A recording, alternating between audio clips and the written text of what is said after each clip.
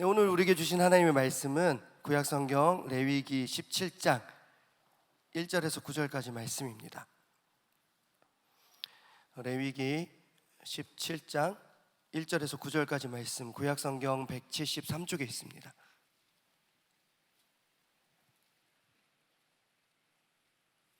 구약성경 173쪽에 있는 레위기 17장 1절에서 9절까지 말씀, 제가 한 절 여러분도 한 절 교독하겠습니다. 여호와께서 모세에게 말씀하여 이르시되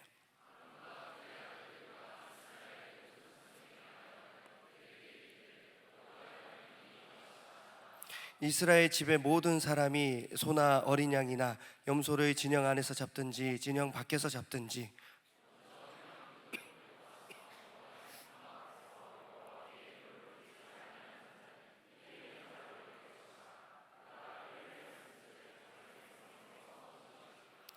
그런즉 이스라엘 자손이 들에서 잡던 그들의 제물을 회막문 여호와께로 끌고 가서 제사장에게 주어 화목제로 여호와께 드려야 할 것이요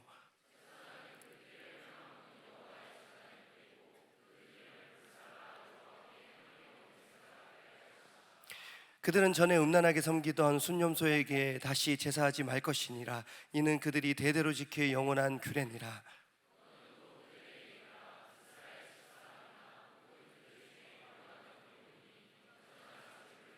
함께요. 회막문으로 가져다가 여호와께 드리지 아니하면 그는 백성 중에서 끊어지리라. 아멘. 네, 대학부는 수련회를 마치고 2주가 지났지만 청년부는 이제 오늘이 수련이 지나고 바로 다음 주입니다. 오늘 그 설교 후에 대학부 수련회 후기 영상, 청년부 수련회 후기 영상이 동시에 또 여러분들 앞에 오픈이 될 텐데, 세월을 아끼라는 수련회 주제로 전해진 여러 말씀들과 또 프로그램, 기도회, 그 모든 시간을 통해서 많은 청년들이 이번에 은혜를 받았다라는 소식을 저는 전해 들었습니다. 또 그런가 하면 안타깝게도 이번에도 저는 은혜를 못 받았어요. 그런 청년들도 있었습니다. 오늘 유송 예배 때 부족한 사람이 말씀을 전하는데, 저는 수련회 때 받은 말씀을, 또 받은 은혜를 곱씹어 보면서 또 저 나름대로 말씀을 들고 섰는데, 부족한 사람이 말씀을 전하지만 모든 청년들 조금이라도 은혜 받고 위로받고 또 돌아가는 시간 되기를 바라면서 말씀을 전하겠습니다. 세월을 아끼라라는 주제로 우리가 수련회를 잘 지났는데, 예배의 시간을 아끼라라는 제목으로 말씀을 전하겠습니다. 오늘 본문에서는 이스라엘 백성들을 향한 하나님의 명령이 한 가지 나옵니다. 그런데 이 명령이 굉장히 중요한 것 같아 보입니다. 우리 함께 읽었지만 2절 말씀을 우리 한 번 더 읽겠습니다. 2절 말씀 시작. 아론과 그의 아들들과 이스라엘의 모든 자손에게 말하여 그들에게 이르기를 여호와의 명령이 이러하시다 하라. 아멘. 자, 하나님께서 뭔가 명령을 내리셨는데, 아론과 그의 아들들이라고 하면 대제사장 가문이거든요. 아론이 대제사장이고 그 자녀들이 또 결국 그 대제사장 승계가 되는데, 대제사장 가문인 아론과 그의 아들들만 지킬 것이 아니라 이스라엘의 모든 자손들이 지켜야 될 정도로 중요한 명령이라는 것입니다. 그런데 4절에는 보면 이 명령을 어겼을 때 어떤 벌을 받는데요. 명령을 지키지 않으면 벌을 받는데, 무슨 벌을 받는지 한번 보겠습니다. 우리 4절 말씀도 함께 읽겠습니다. 4절 말씀 시작. 먼저 회막문으로 끌고 가서 여호와의 성막 앞에서 여호와께 예물로 드리지 아니하는 자는 피 흘린 자로 여길 것이라. 그가 피를 흘렸은즉 자기 백성 중에서 끊어지리라. 아멘. 자, 무슨 벌을 받느냐? 하나님께서 이 명령을 제대로 지키지 아니하면 피 흘린 자로 여기겠다. 나 이제 너를 피 흘린 사람으로 여기겠다. 그렇게 말씀하고 계십니다. 피 흘렸다는 것이 무슨 뜻일까 읽어봤더니 4절 뒷부분에 이렇게 나와 있습니다. 그가 피를 흘렸은즉 자기 백성 중에서 끊어지리라. 자기 백성 중에서 끊어지리라. 그렇게 나와 있대요. 그리고 이 표현은 우리가 오늘 레위기 17장 1절에서 9절까지 읽었는데 9절에도 이 표현이 나옵니다. 그는 백성 중에서 끊어지리라. 백성 중에서 끊어지는 경계를, 그런 벌을 받는데요. 자, 여러분, 피는 굉장히 중요합니다. 하나님께서는 생명의 예수님, 우리가 방금 전에 우리 대학부 특손을 해줬는데, 우리에게 생명이 있는 이유는 예수님께서 우리를 대신해서 십자가에서 피를 흘리셨기 때문입니다. 그래서 하나님께서는 생명이 어디에 있냐라고 말씀하실 때 생명이 피에 있다라고 말씀하셨습니다. 피는 굉장히 중요합니다. 그래서 제사장이 제사를 지낼 때도 그 짐승의 피를 제단불에 바르는 의식이 굉장히 중요하고, 피를 이렇게 뿌리는 의식이 굉장히 중요합니다. 이게 피 자체가 굉장히 중요하죠. 출애굽 당시 10번째 재앙 역시도 피와 관련이 되어 있습니다. 양과 염소의 피를 문에 바르면 그 집은 구원을 받고, 바르지 않으면 그 집은 재앙을 받는 것입니다. 그런데 오늘 본문에서는 이 명령을 지키지 않는 사람은 피 흘린 자로 여김받게 된다고 합니다.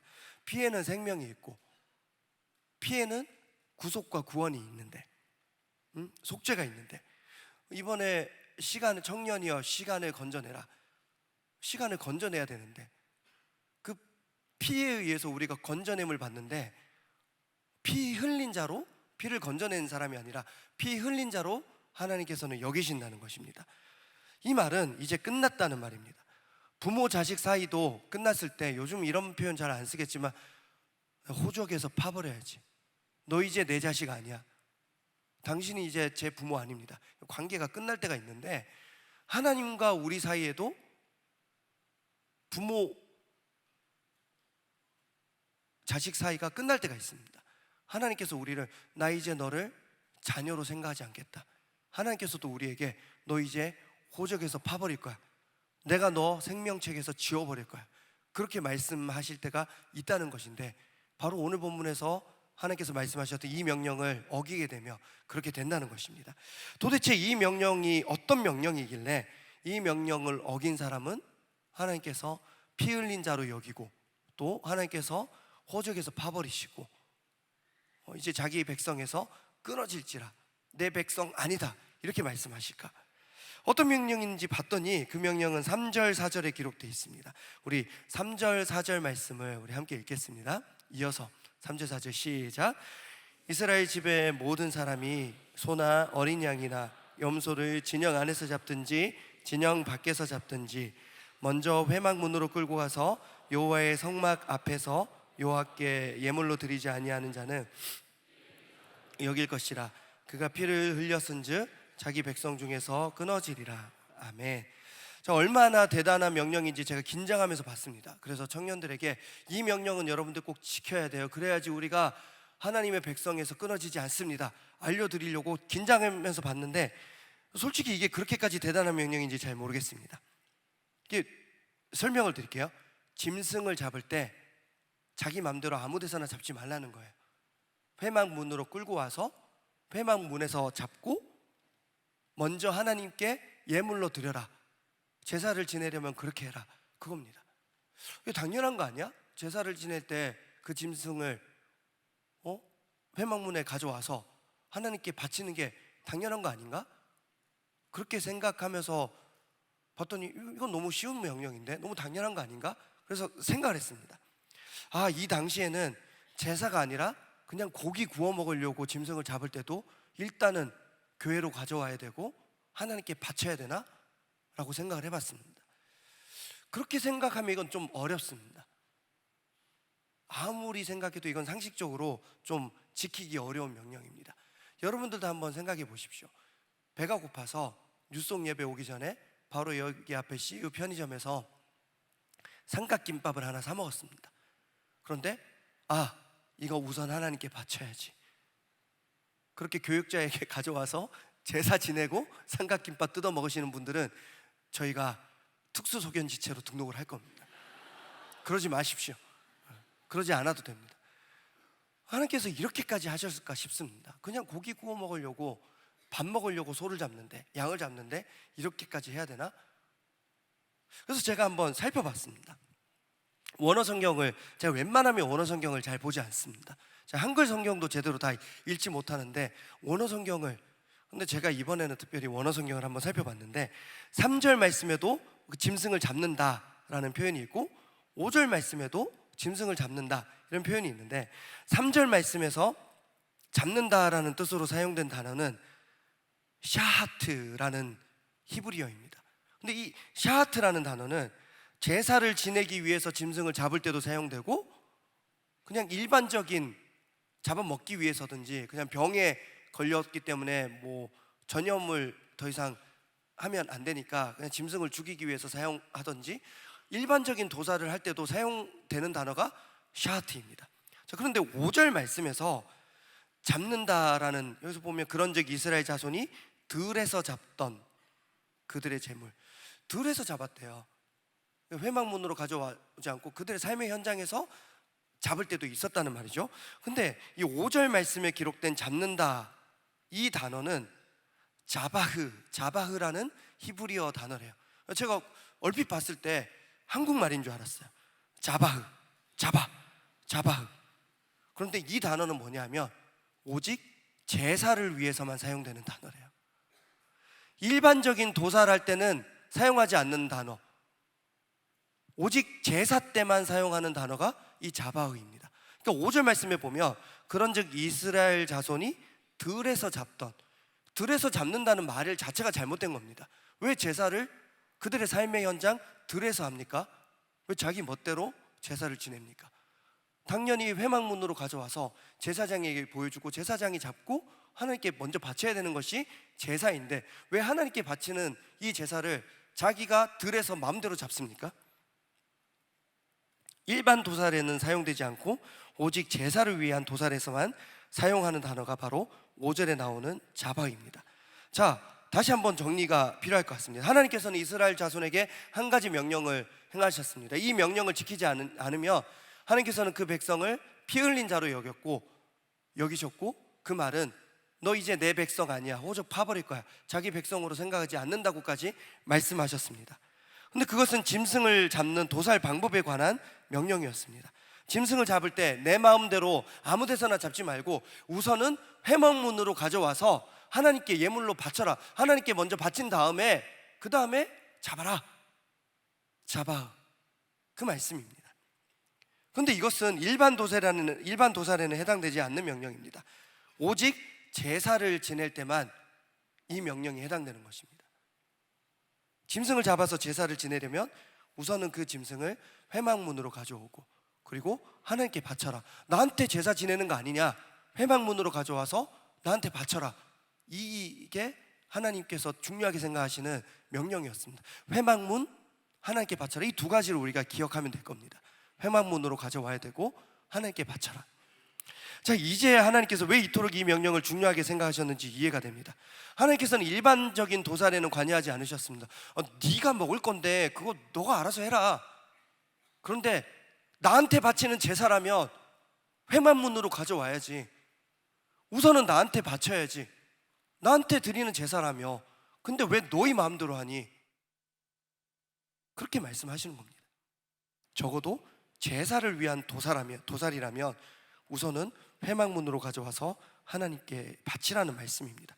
여러분, 이게 어려운 명령입니까? 아니면 당연히 지켜야 될 명령입니까? 어려워요? 하나님께 바쳐야 될 제사라면 회막문으로 가져와서 하나님께 바치라는 명령이 당연한 겁니까? 어려운 겁니까? 당연한 겁니다. 당연한 거예요. 근데 대체 이런 당연한 명령을 하나님께서는 왜 이렇게 강조하고 계실까? 지켜지지 않았었거든요. 하나님께서 이렇게 말씀하신 이유는 안타깝게도 당시 많은 사람들이 하나님께 제사한다고 하면서 자기 마음대로 짐승을 잡았고 하나님께 바치지도 않았습니다. 제사한다고 짐승을 잡았는데 하나님께 바치지 않았다는 말은 결국 하나님이 아닌 다른 무언가에게 제사했다는 말이기도 합니다. 7절을 보겠습니다. 우리 7절 말씀 함께 읽겠습니다. 시작. 그들은 전에 음란하게 섬기던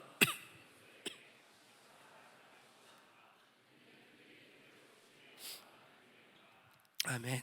자, 백성들은 누구에게, 무엇에게 제사했었냐면 순념소에게 제사했대요.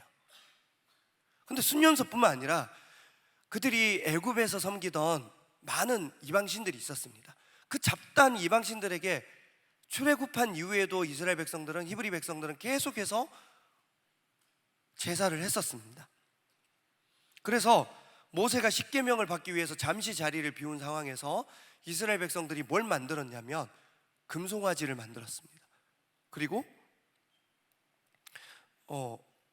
이 금송아지 만들었던, 섬겼던 그곳에서 용서받기 위해서 모세는 하나님께 저를 생명책에서 지워주시고 이 백성들을 용서해 주셔요, 그렇게까지 했습니다. 자, 결국 오늘 이 명령은 뭐냐면 우상숭배하지 말라는 것입니다. 짐승을 잡을 때 이렇게 해라 저렇게 해라, 도살 방법에 관한 명령으로 보이지만 그게 아니라, 너희들 제발 나만 섬겨주면 안 되니? 우상에게 제사하지 말고 나에게만 제사하면 안 되니? 우상숭배하지 말라는 말씀입니다.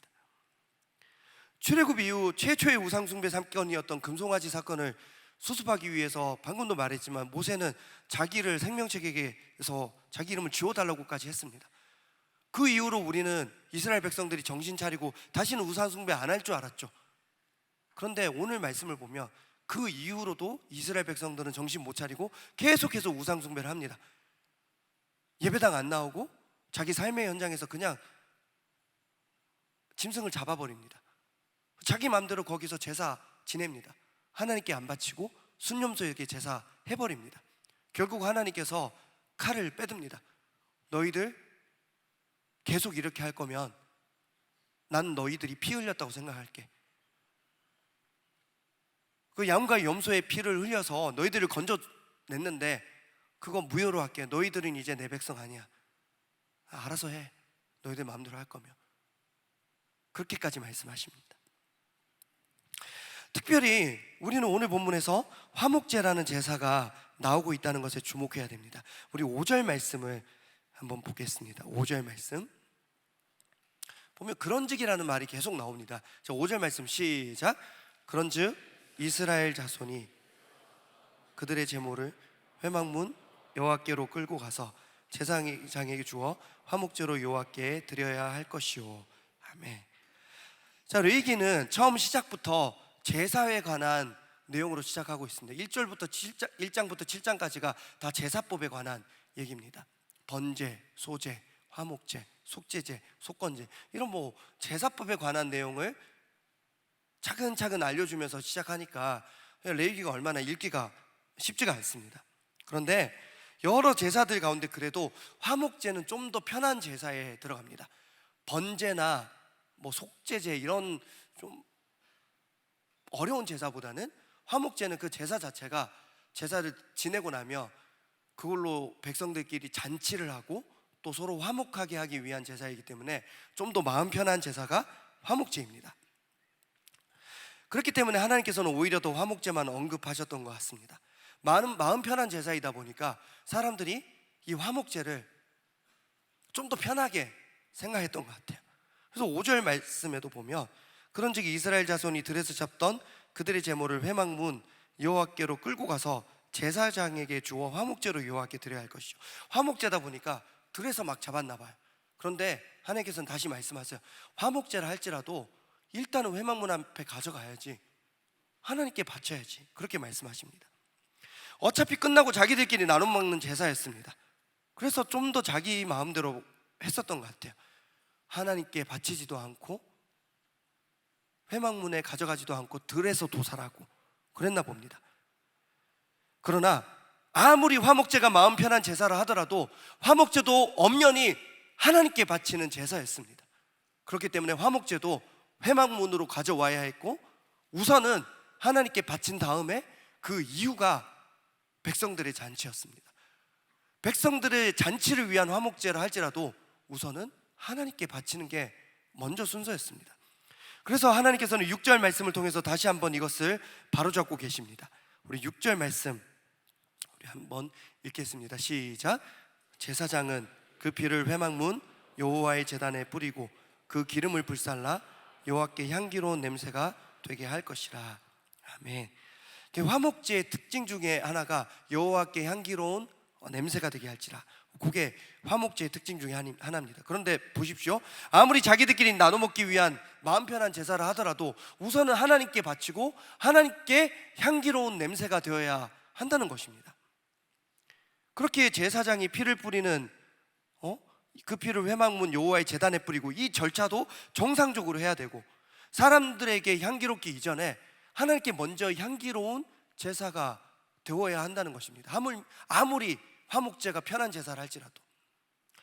이번 수련회 때 청년부는 8월 15일에 시작을 했습니다. 8월 15일 청년부 수련회는 공휴일이었기 때문에 좀 일찍 출발을 했고, 평소 예년의 수련회였다면 다들 직장 퇴근하고 나서 출발해서 좀 늦게 시작을 했지만 일찍 시작을 했고, 기도회까지 다 마치고 저녁 9시 30분 그때부터 11시까지 캠프파이어를 했습니다. 저는 그 밤에 수양관에서 뭔가 장작 냄새와 또 소세지 냄새가 이렇게 막 풍기는 것이 참 좋았습니다. 자, 그렇지만 한번 돌아봅시다. 여러분, 캠프파이어 할 때 그 시간을 하나님께 올려드리는 향기로운 냄새로 올려드린 팀이 얼마나 있는지 모르겠습니다. 다들 생명의 떡이었죠. 자기들 먹고 자기들 교제하기 바빴죠. 그 시간은 어쩌면 하나님께 올려드리는 부흥회라기보다는 우리만의 친교의 시간이 맞습니다. 하지만 화목제처럼 어쩌면 그것도 먼저 그거 음식, 간식 식사하기 전에 혹시 식사기도 하셨을까요? 혹시 이 시간을 허락해 주신 하나님께 감사와 영광의 박수를 올려드린 팀이 있을까요? 우리가 생각보다 하나님을 잊어버릴 때가 참 많습니다. 매 순간. 지금 이 시간 우리들의 예배를 잠시 돌아봤으면 좋겠습니다. 여러분, 예배 잘 드리고 계십니까? 이스라엘 백성들이 여전히 다른 우상들에게 제사했던 것처럼 혹시 예배 시간에 다른 것에 마음을 빼앗겨 있지는 않습니까? 다른 것을 생각하고 염려하느라 예배 시간에 하나님께 집중하지 못하고 있지는 않습니까? 이 예배 시간을 온전히 하나님께 아끼며 드리고 있습니까? 이스라엘 백성들이 화목제를 사람들끼리의 화목을 위한 그런 순서와 그런 수단으로만 삼았던 것처럼 혹시 이 토요 예배를, 우리의 모임을 우리의 교제를 위한 시간으로만 사용하고 있지는 않습니까? 이스라엘 백성들이 화목제를 마음 편한 제사이다 보니까 어느 순간 자기 멋대로 자기 마음대로 했던 것처럼 예배를 얼마든지 내 마음대로 할 수 있는 그런 마음 편한 시간으로 생각하고 있지는 않습니까? 주일 예배는 다들 잘 들으십니다. 토요 예배는 좀 편하지 않습니까? 빠지는 게. 주일 찬양 예배, 수요 기도회는 주일 예배보다는 아무래도 내 상황과 내 형편에 따라서 좀 편한 예배 아닙니까? 하물며 주일 저녁 예배 마치고 수요일 저녁 예배 마치고 청년부 대학부 기도회는 바쁘면 생략해도 되지 않습니까? 그거 뭐 바쁜데. 번제와 같은 주일 예배는 열심히 드리고 있으니까 화목제 같은 자투리 예배나 기도 모임은 얼마든지 내 판단에 따라서 쉽게 빼버릴 수 있는 저와 여러분이 아닌지 한번 돌아보시기 바랍니다. 사랑하는 여러분, 우리 마음대로 해도 되는 예배는 단 하나도 없다는 것을 잊지 마시기 바랍니다. 모든 제사는 아무리 화목제를 할지라도 다 하나님께 먼저 바치는 것이 정답입니다. 내 마음대로 할 수 있는 제사는 하나도 없습니다. 모든 예배도 다 마찬가지입니다. 모든 예배도 다 하나님께 우선 바치는 것이 정답입니다. 물론 제사도 좀 더 중요하고 절차가 복잡한 제사들이 있듯이 예배도 주일 예배와 토요 청년 예배를 비교할 수는 없습니다. 좀 더 중요하게 생각해야 될 기본적인 예배가 있죠. 번제가 화목제보다 훨씬 더 중요하죠. 하지만 모든 예배는 다 하나님께 드린 예배입니다. 우리가 편하게 생각하거나 마음대로 할 수 있거나 쉽게 없앨 수 있는 예배는 단 하나도 없습니다. 예배를 드리는 모든 시간을 소중히 여기고 그 예배 시간을 아낄 줄 아는 저와 여러분 되시기를 축복합니다. 자, 그런 의미에서 제가 여러분들께 부탁을 하나 드립니다. 제가 우리 교회 명성교회 청년부에서 나름대로는 좀 오랜 세월을 있었으니까요, 제가 볼 때, 여러분들 볼 때 여러분들은 정말 잘 훈련받은 예배 스태프들입니다. 굉장히 잘하고 있습니다. 제가 기도회를 위해서 어떤 곡을 선정해서 예배국 임원단에 메시지를 보내면 제가 정말 보기 좋은 악보를 딱 준비해서 기도회 장소에 단위에 세팅을 해놓고 이렇게 더듬이 그 조명 같은 것도 해서 어두울 때 제가 잘 볼 수 있도록 다 세팅을 해주십니다. 감사합니다. 설교 시간에도 조금이라도 제가 어떤 불편한 부분이 있으면 저나 설교자, 그 어떤 설교자라고 할지라도 음량을 좀 키워주세요, 불을 좀 환하게 해주세요, 좀 냉방을 켜주세요, 그렇게 하면 언제든지 그것을 조치해 줄 수 있는 좋은 스태프들로 가득 차 있습니다. 제가 어제 저녁에 장례를 다녀왔는데 그 청년이 올해 청년부 예배는 한 번도 나오지 않았던 청년입니다. 근데 저는 알고 있어서 그 소식을 들은 이상 그래서 혼자 이제 잠시 다녀왔습니다. 신방 대원을 대동하지 않고 저 혼자 다녀왔습니다. 그런데 평상시에 청년부 장례 신방 때 임원단과 리더들과 함께 다녀와 보면 청년들이 정말 스텝으로 열심히 잘 섬겨 주십니다. 여러분들은 참 좋은 스텝들입니다. 이 앞에 찬양팀도 정말 매주 찬양팀 애써 주시는데 얼마나 은혜롭게 찬양을 잘 하십니까? 또 임영성 목사님 오늘 특별히 찬양 인도를 너무 잘해 주셨고 또 저와의 간극이 이만큼 크다는 것을 또 잘 알려주셨습니다. 지난주 임영성 목사님 간극에 대한 주제로 말씀을 전해주셨는데 저를 향한 말씀이셨습니다. 또 우리 대학부 청년부 새가족 리더들 이 예배 시간에도 새가족들 챙기고 너무 좋은 스태프들이십니다. 자, 그런데 저는 가끔 걱정이 됩니다. 스텝으로만 예배에 임하는 청년들이 많습니다. 예배 도중에 뭔가 일이 생기거나 특히 리더들, 사람을 챙겨야 될 때 예배당 문, 회막문 밖으로 나가는 것이 너무 쉽습니다. 예배 시간이라도 급한 일이 있으면, 특히 그것이 교회 일이라면 그 일을 하느라 예배를 드리지 않는 것은 너무나 당연하게 여길 때가 많습니다. 예배 시간을 소중히 아끼는 것이 아니라 예배 시간을 아껴서 다른 어떤 일을 더 많이 할 수 있다면 때로는 그것이 더 당연해 보이기도 합니다. 그런 식으로 예배 시간을 아껴서 좀 더 시간을 확보하고 좀 더 많은 교회 일을 할 수 있으면 여러분들은 정말 좋은 예배 스텝들입니다. 그러나 예배 스텝으로 끝입니다. 더 이상 예배자는 아닙니다. 그래서 저는 부탁드립니다. 스텝으로 섬기더라도 예배자의 마음과 자세를 놓치지 않는 여러분 되시기를 부탁드립니다. 예배자의 모습을 잃지 않도록 세월을 아끼고 예배 시간을 소중히 아낄 줄 아는 저와 여러분 되어야 할 줄로 믿습니다. 그래서 저는 되도록 할 수만 있다면 이 스텝의 역할을 교역자에게 최대한 여러분들이 주셨으면 좋겠습니다.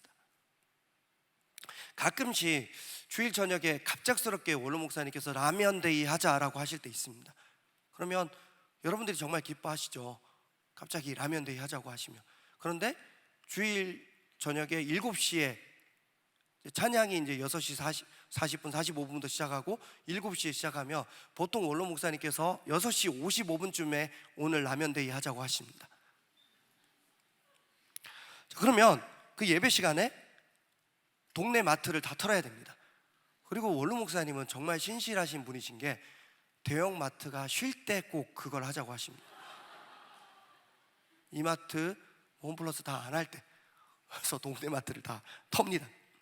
근데 그러면 이제 임원단들이 예배 때 나와서 물도 끓여야 되고 계란도 해야 되고 세팅을 합니다. 근데 임원단, 지난 3년 동안 임원단 그 한 해라도 해봤던 지체들은 알 거예요. 단 한 번도 제가 임원단 빨리 나가서 라면 사오자 한 적 없습니다. 그 라면 다 교육자들이 여기저기 가서 다 사왔지, 라면 사올 때까지는 최대한 너희들 예배 드려, 우리가 일단 사올게, 교육자들이 그 역할을 감당을 합니다. 주일과 수요일 저녁 기도의 찬양을 제가 교육자들에게 부탁을 합니다. 우리 기도의 찬양을 최대한 낮 중에, 오후 중에 예배국에 넘겨주라. 그래야지 저녁에 예배 시간에 너무 늦게 넘겨주면 저녁에 예배 시간에 예배국 임원단들이 사무실에 와서 자막 만들고 악보 뽑아야 되지 않느냐. 청년들이 예배 드릴 수 있는 시간을 우리가 확보해 주자. 우리가 조금만 더 일찍 그 예배 찬양 넘겨주면 걔네도 예배 드릴 수 있다. 그렇게 합니다. 저는 그리고 교육자님들께 지금 이 시간을 빌어서 부탁을 드립니다. 주일에 청년들 면담하실 때 되도록 예배 전에 맞춰주시는 게 맞다고 생각합니다. 교육자와의 면담이 길어지고 그때 또 잡아야 되는 어떤 영적인 흐름이 분명히 있습니다. 그런데 청년대학부 교육자와 면담하는 시간보다 예배 때 담임 목사님 말씀 듣고 은혜 받는 게 훨씬 더 중요하다고 저는 생각을 합니다. 제가 이렇게 말씀드린 이유는 청년으로 예배 드릴 수 있는 세월이 영원히 보장되지 않습니다. 언제 끝날지 모릅니다. 그리고 청년부 졸업한 지체들 늘 얘기합니다. 단 한 명도 빠짐없이 얘기합니다. 그때가 그렇게 소중한 시간인지 몰랐어요, 목사님. 오히려 결혼하고 나서 신앙적인 문제로 저를 찾아와서 상담하는 청년들이 의외로 많습니다. 스텝의 역할은 되도록 교육자에게 맡길 수 있는 한 맡겨버리시고, 사랑하는 청년들, 예배자로서의 세월을 아낄 줄 아는 여러분 되시기를 축복합니다. 이번 주는 저의 휴가였습니다. 엄밀히 말하면 오늘까지가 저의 휴가입니다. 젠장. 네. 오늘까지가 휴가입니다. 그래서 저는 월요일부터 목요일까지 김병규 선교사님을 뵙고 싶어서 캄보디아에 다녀왔고, 어제 한국으로 돌아왔습니다. 1년에 한 번밖에 없는 휴가를 굳이 이렇게 쓸 필요가 있을까? 너무 세월이 아깝다라는 생각도 해봤습니다. 왜냐하면 서로 타이밍이 맞지 않아서 어디로 갈지 알지 못하고 김병규 선교사님 운전하신 차에 타고 이리저리 다녔거든요. 어디 가는지 갈 바를 알지 못하고. 아브라함의 마음이 이런 것이었을까? 근데 저는 세월이 아깝다는 생각 하지 않았습니다. 특별히 김병규 선교사님께서 이 말씀을 하셨어요. 저 보자마자 황 목사가 여기 있으니까 한국 같아서 좋네, 그렇게 말씀해 주셔서 전 세월이 그렇게 아깝지는 않았습니다. 참 많은 우여곡절이 있었습니다. 김병규 선교사님과 떨어져서 저 혼자 있는 세월이 꽤 있었거든요. 그래서 제가 좀 두려웠습니다. 이 시간에 내가 괜찮을까? 지금 푸놈펜으로 가야 되는데 버스로 가면 5시간, 택시로 가면 3시간. 근데 뭔가 그랩이라고 해서 그 나라 교통 어플을 깔아야 되는데 여기서 깔고 갔어야 되는데 거기서 깔려니까 제 번호가 없어서 깔 수가 없대요. 그래서 캄보디아에 다녀왔던 한 청년에게 부탁했더니 그 청년이 자기 구글 아이디를 저한테 보내서 제 걸로 해봐라 그랬더니 그랩이 깔리진 않고 그 청년의 카톡 친구가 다 제 친구가 되었습니다. 그 청년의 모든 스케줄도 제 스케줄에 저장됐고, 그래서 이걸 캄보디아에서 제 친구가 300명이 새로운 친구가 됐대요. 이걸 어떻게 해야 될지 모르겠어요. 그 청년도 우리 교회 청년이니까. 근데 모르겠어요. 제가 아는 청년 같은 겹치는 사람이 있죠. 근데 다 보면 의미 부여를 했던 너무나 사랑스러운 누구. 저는 그냥 몇 년생 누구라고 해놨는데 다 그렇게 해놔가지고 이걸 언제 다 하냐, 망했다.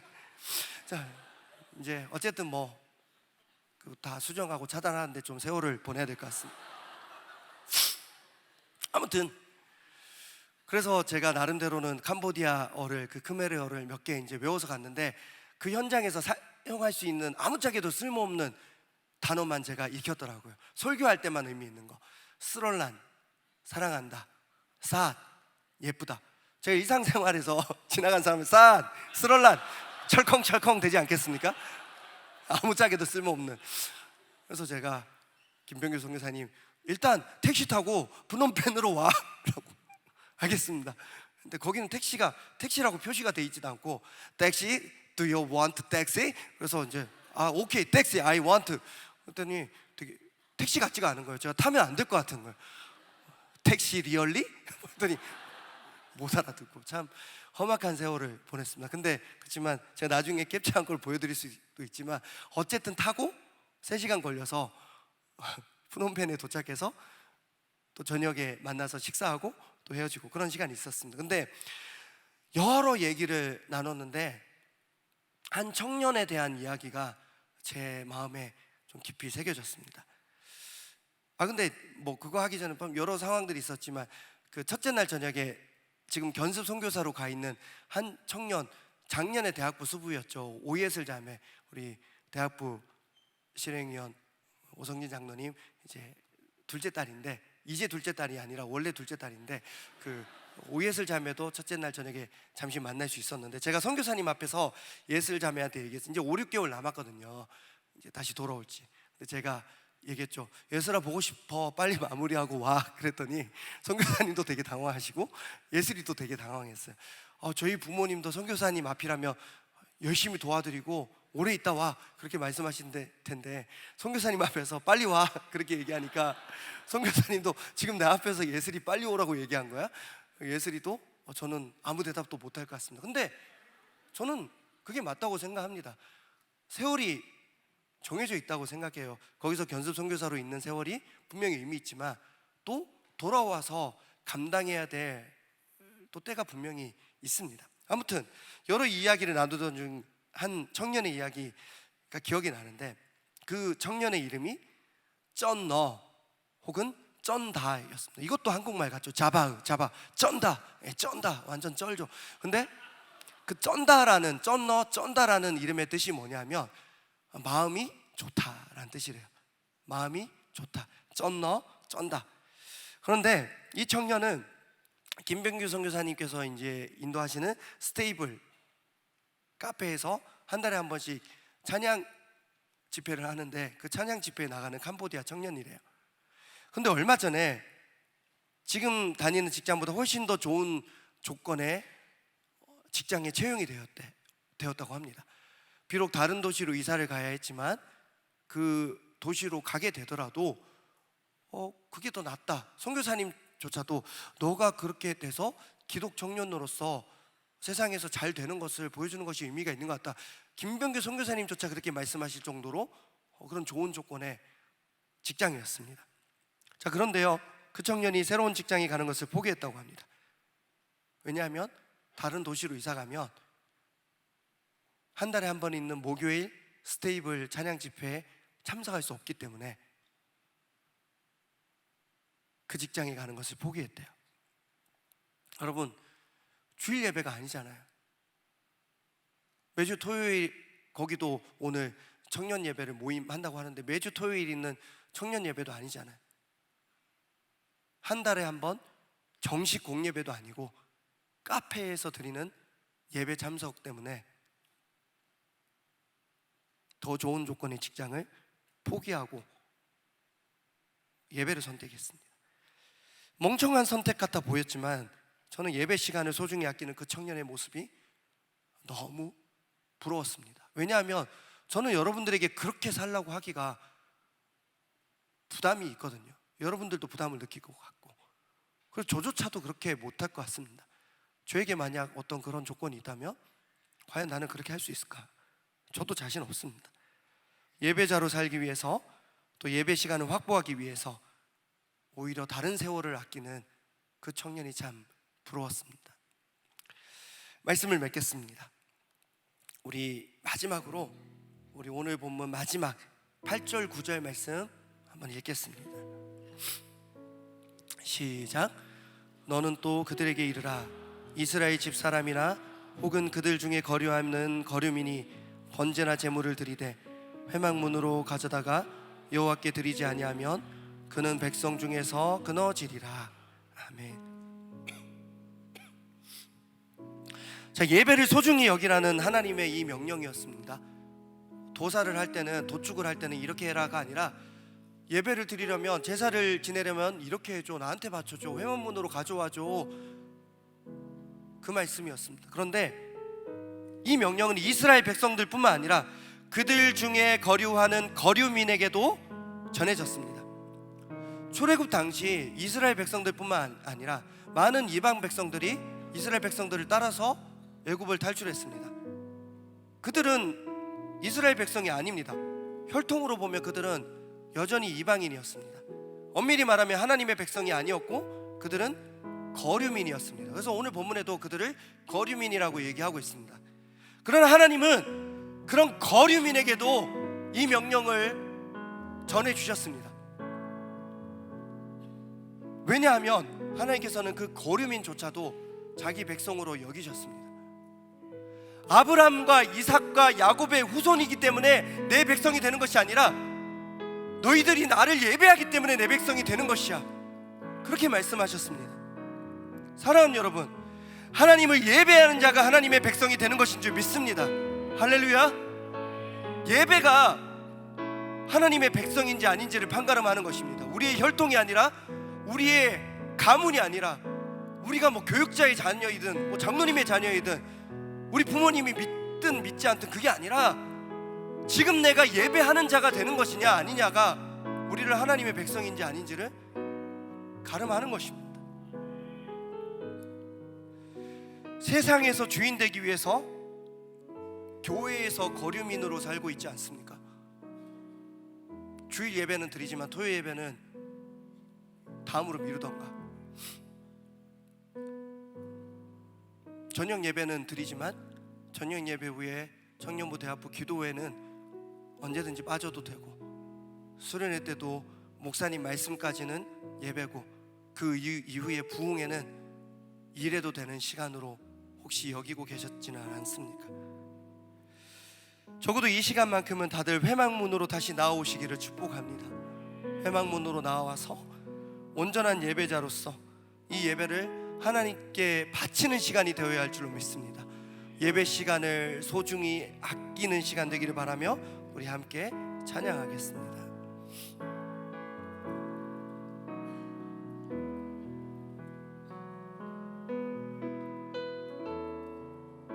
오 주님 당신은 내 삶 구석구석까지 감찰하시며 나를 응원하시는 분, 내 길을 밝혀서 영원한 생명의 길로 인도하시며 나를 격려하시. 우리 다시 한번 오 주님 당신은 내 삶 구석구석. 어느 순간 우리가 마음대로 할 때가 있었습니다. 감찰하시며 나를 응원하시는 분, 내 길을 밝혀서 영원한 생명의 길로 인도하시며 나를 격려하시는 분, 크고 작은 갈등을 겪곤 하지만 항상 결국 당신을 선택합니다.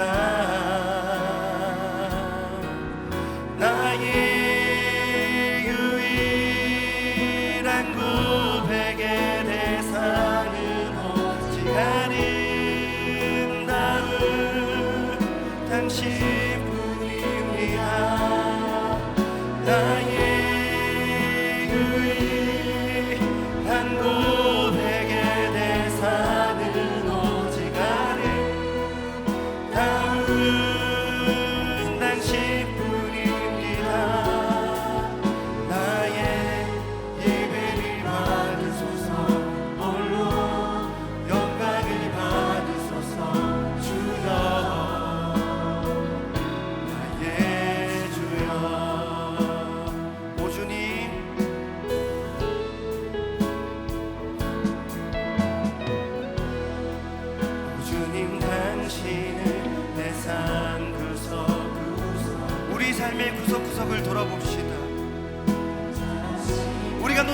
적은 없었는지 돌아봅시다. 혹시 예배 시간에 교회 일한 적은 없었는지 돌아봅시다.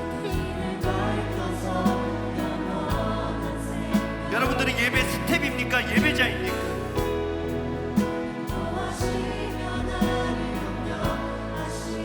크고 작은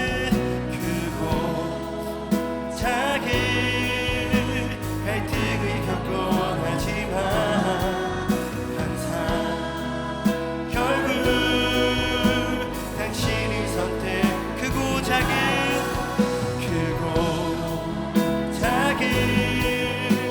갈등을 겪곤 하지만 항상 결국 당신의 선택 크고 작은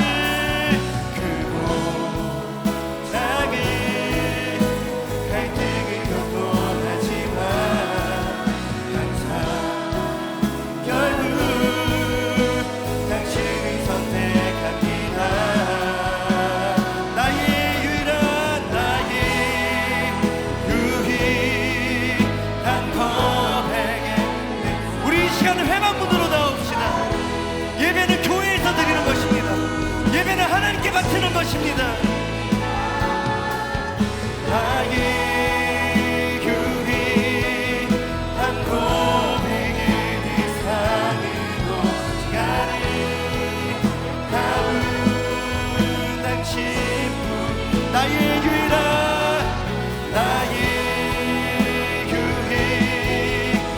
고백의 대상으로 시간을 다운 당신뿐이 나의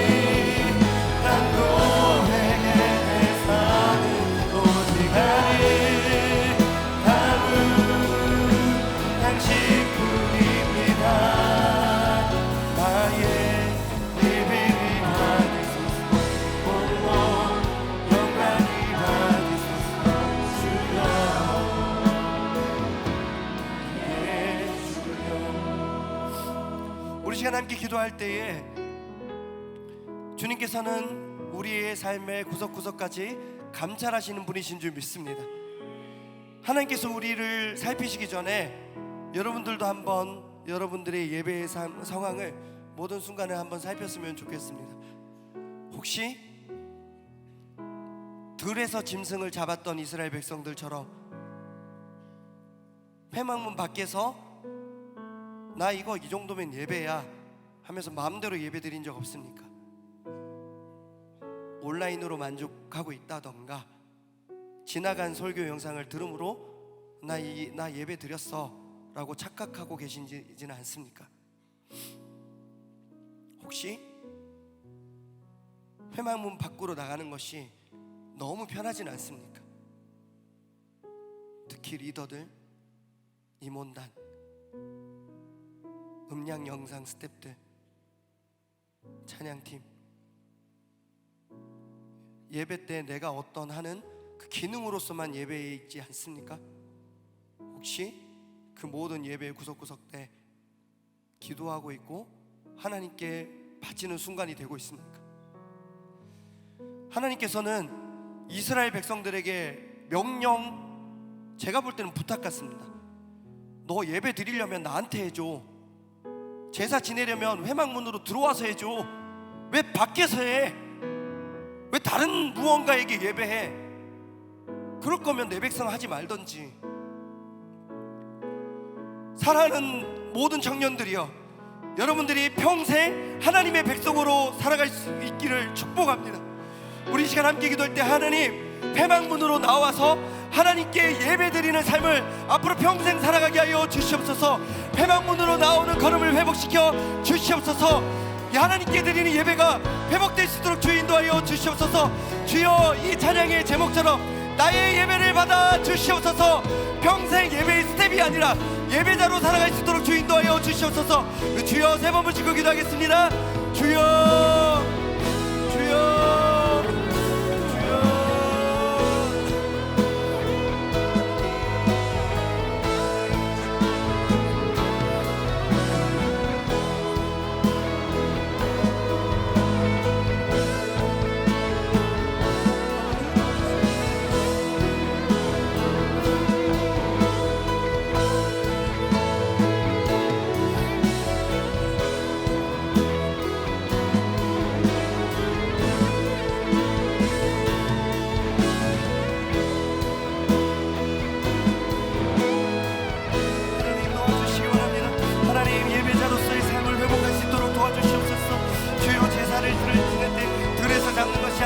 회막문으로 끌고 와서 하나님께 바쳐야 되는 것처럼, 하물며 그것이 화목제라고 할지라도 주님께 먼저 바치는 향기로운 냄새가 되어야 할 것처럼 주여 우리 예배를 주님께 바치게 하여 주시옵소서. 교회에서 드리는 모든 시간을 우리의 교제를 위해서 사용하는 것이 아니라 먼저 하나님께 올려드리는 우리가 되게 하여 주시옵소서. 주여 도와주시고 인도해 주시옵소서.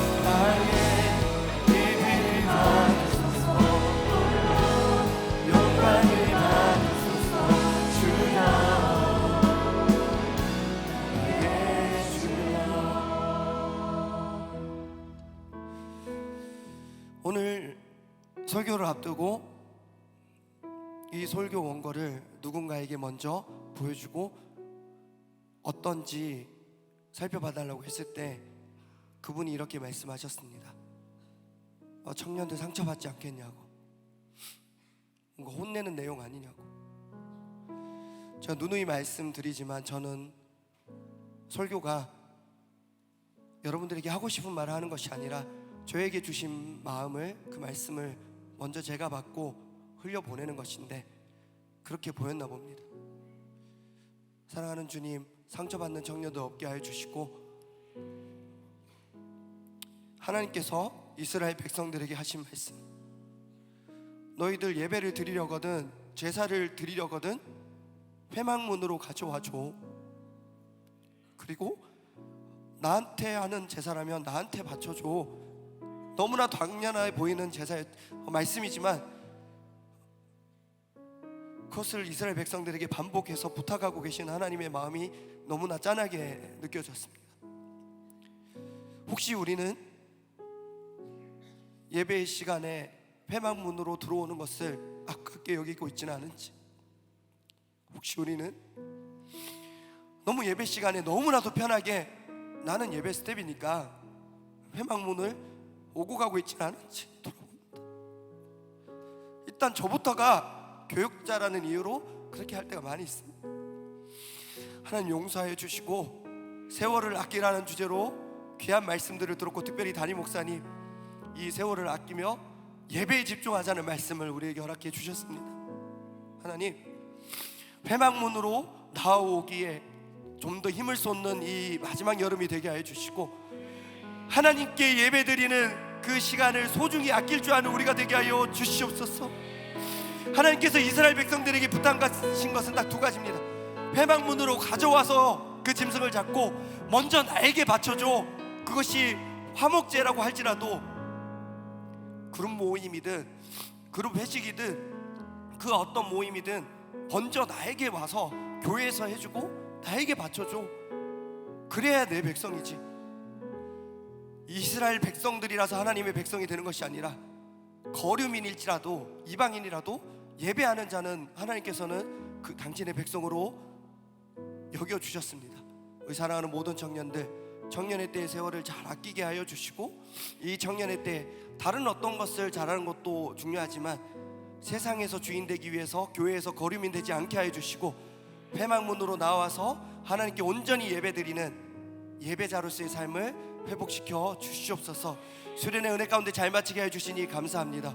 수련의 이후로 더욱더 회막문으로 나와 하나님께 예배드리며 하나님께 바치는 시간 더 많아지게 하여 주시옵소서. 사랑하고 축복하며 예수 그리스도 이름으로 기도하옵나이다.